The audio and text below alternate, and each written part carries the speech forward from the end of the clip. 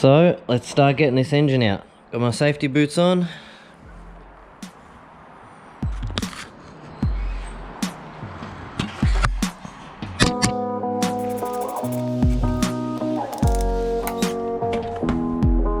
What a catch. Now I don't think ever in my life I have been able to drain coolant out of a car without it going absolutely everywhere.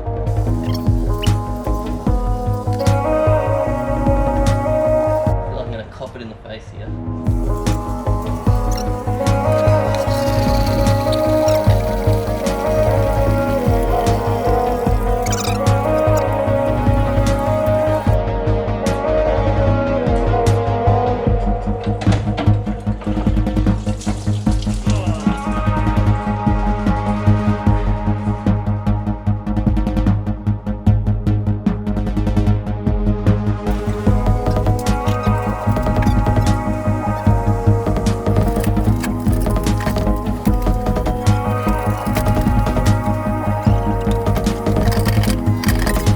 Engine and trans are now out. As you can see, it's actually a really clean engine. I was very surprised.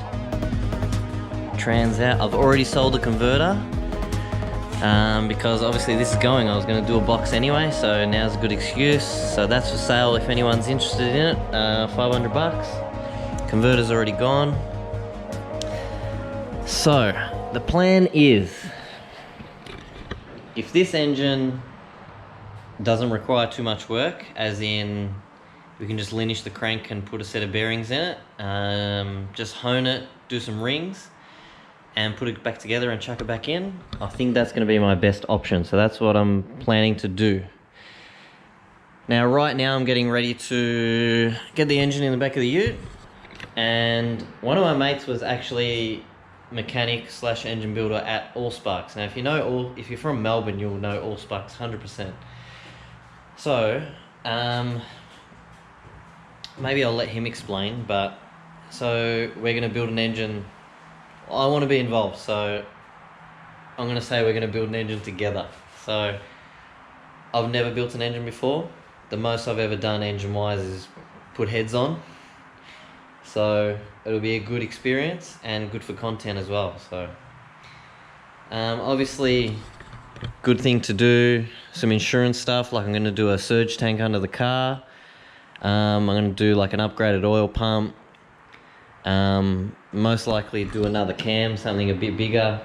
Leave the manifold. I'll do my fuel rails that I got. And I'm also on the hunt for a turbo 350 as this is gone. So if anyone has a turbo 350, let me know. I'd be happy to purchase it. Engine bay wise, I think it'll just stay the same, because it's pretty clean. You know, it was painted. There's nothing really you can do. Maybe hide some wiring. Of course, all the wiring for the 4L60 will go, so that'll get rid of some of that shit.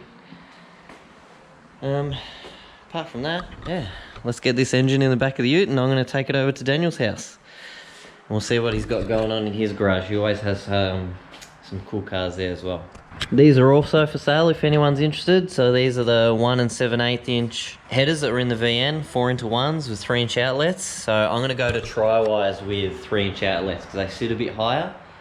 So if anyone's interested in them, they actually retail for $1,400. I couldn't believe it. I'd sell them for like $800 or something around there to a subscriber. Yeah, so anyone's interested in a 4L, all the headers, let me know. Now the reason I didn't film getting the engine out, because I just full spit the dummy. I could not get this engine out. Don't watch me. Did you need help? Not yet. In a second. It was an absolute mission getting this engine out of here. Because you can't pull the headers out, up or down, they have to stay in. I couldn't get the box over the cross member, and by the time I'd managed to like squeeze and get it through over the cross member, I realized I didn't have this out long enough, so it was all the way here, and I couldn't get the engine and trans over the rad support, so I had to sort of slide it back in, pull the box off in the engine bay and drop it on the floor, pull the engine out by itself, and then use the engine crane to get the trans out. By the end of it, I was ready to quit cars altogether, I tell you what. I've never been... That was a 10 out of 10 on the Richter scale for that one. Full fuming out the ears. But got it out in the end, calmed down. There was... I drained the oil out of that auto, but I reckon there was at least 15 litres of ATF on the ground. I don't know where it was coming from, but it was non-stop. But yeah, got it out in the end. So this is where we are now.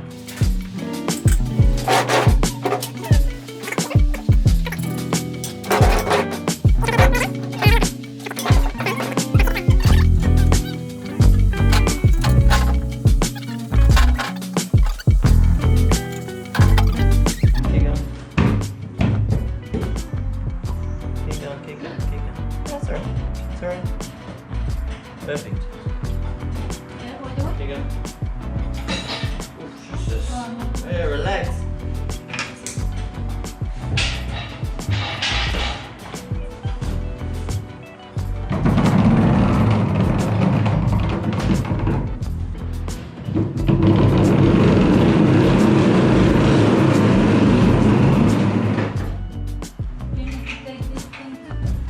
So you're gonna explain what we're gonna do with this?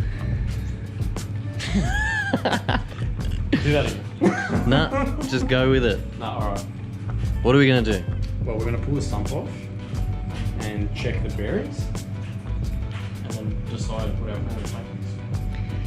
And if the crank is okay? Oil pump. If the crank's good, we'll put new bearings in it. So you're saying don't even pull the crank out, nothing, just put a set of bearings in it, if the crank's good. We could if you wanted. I didn't have to pull it. I just have to pull the caps off, pop them all down, clean it all up, put bearings in it. That sounds so dodgy, being honest. I want to, like, if you're not going to do rings and that, I want to not pull apart. I don't want to disturb the piston from the cylinder. Yeah. If we're going to pull it apart, then I don't care.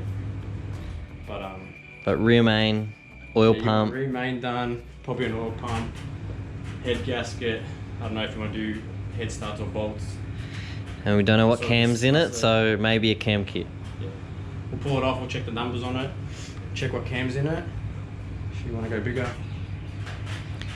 Cam kit. We don't know if it's got like chains or anything on it. For your fuel rails. Yep, fuel rails. So first thing, sump off though. Sump off. And go from there. Or we just check the bearings and see like what one, if there's more than one or not. See what the damage is, and then... Is there a possibility, because I know from my RB20 when it spun a bearing, that obviously then it has no bearing, that the pistons hit the heads? Yeah, it could have, but we're going to pull the heads off probably regardless. Because that's what happened to my 20. The piston was smashing the shit out of the head. It probably, depending how bad it is, that is a possibility. But we're probably going to pull the heads off regardless, so we'll see once we have that off. I just want to see like how bad it is and what cylinders it was, and we can just get an idea of maybe what's happened. No, you've got to assess. You've got to pull it down and assess what's happened first. You can't just assume. Generally, people like to blame the last person who touched it. Of course. It can always be like just coincidence, bad luck, driver error. These things all have like, has like 300,000 Ks on it. It could be an ex-taxi motor. Who knows? You don't know. It could have just literally been bad luck. It was ready to do it regardless if you touch it or not. You don't know the history of it. You said the guy mentioned possibly that he rebuilt it. You don't know how good of a job he's done. That's also interesting when, if the heads come off, you'll be able to tell, yeah? Yeah, well, we'll be able to see exactly what's in there and how it looks like. You can generally, like, obviously it's not it's an old motor. So we're generally going to know if something's been changed or not. All right. I want to show Ben's car. And Gerald's strut tower. The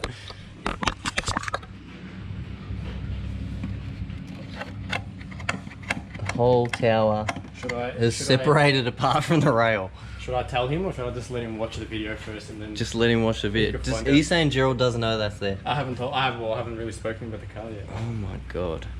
And this car, I almost bought before the Evo.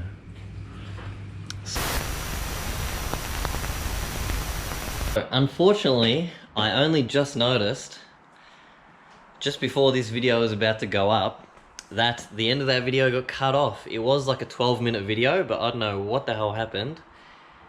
I went to rewatch it once I'd uploaded it to YouTube, and it was a 9.5-minute video. So I don't know what the hell's going on there. So I'm gonna have to refilm this end bit. What I had filmed was that Daniel, the guy who I just dropped the engine to, used to be mechanic / engine builder at Allsparks. Now if you're from Melbourne and you're into LSs or pretty much cars in general, you 100% know Allsparks. So he is definitely qualified for the job in my eyes. So unfortunately I can't comment on what exactly we're going to do because we haven't pulled the engine down yet, and it could be absolutely catastrophic inside that thing. So just have to wait till next week's video to see really how bad it is inside. In the meantime, I've given this a really good cleanup, like pulled everything to the side, polished everything, put it all back in.